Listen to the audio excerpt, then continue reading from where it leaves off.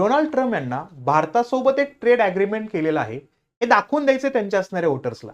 त्यासाठी त्यांनी वेगवेगळ्या पद्धतीच्या युक्त्या क्लुप्त्या लावल्या, पण असं काही होताना दिसत नाही. पण आता एक महत्वपूर्ण घटना घडली. 2.2 मिलियन टन्स असणारा जो एलपीजी गॅस आहे का, तो एलपीजी गॅस आपण अमेरिकेकडनं विकत घेणार आहे. तोच त्याचा असणारा एक मेजर अग्रीमेंट झालेला आहे.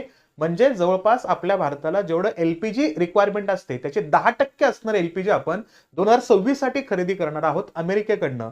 आणि त्यामध्ये सौदी अरेबियाचा असणारा जो डिपेंडन्सी आहे आपली त्यांच्यावरती, किंवा इराक मधले असेल, किंवा सोबत उल्लेख केला तर कतार मधला असेल, तर ती असणारी इंटरडिपेंडन्सी आपली कमी होईल आणि आपल्याला स्वस्तामध्ये अमेरिकेकडनं असणारा हा एलपीजी मिळणार आहे.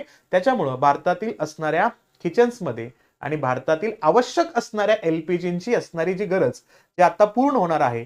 फक्त ट्रॅव्हल आपल्याला जास्त लांबून करावं लागणार आहे. अमेरिकन गल्फमधनं आपल्याला तो प्रवास करून इथपर्यंत यावं लागणार आहे. पण त्याचा असणारा फायदा ट्रम्प साहेबांना त्यांच्या असणाऱ्या वोटर्सला एक नवीन माहिती त्या ठिकाणी देण्यासाठी नक्कीच होईल आणि भारत सुद्धा त्याच्यामधून पॉझिटिव्हिटी दाखवण्याचा प्रयत्न करेलच. तुम्हाला काय वाटतंय असणाऱ्या न्यूज बद्दल तुम्ही तुमचं मत कमेंटमध्ये नक्की शेअर करा.